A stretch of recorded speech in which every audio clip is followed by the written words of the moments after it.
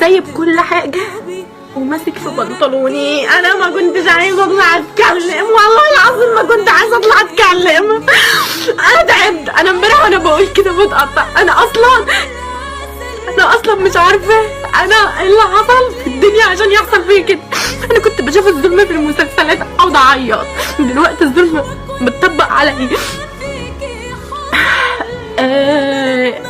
الواد ماسكني، دي اسمه تامر القلصوط، مسكني في قلب الشارع ممرمغني على الارض وماسك البنطلون العباية بتاعتي. اتبهدلت والله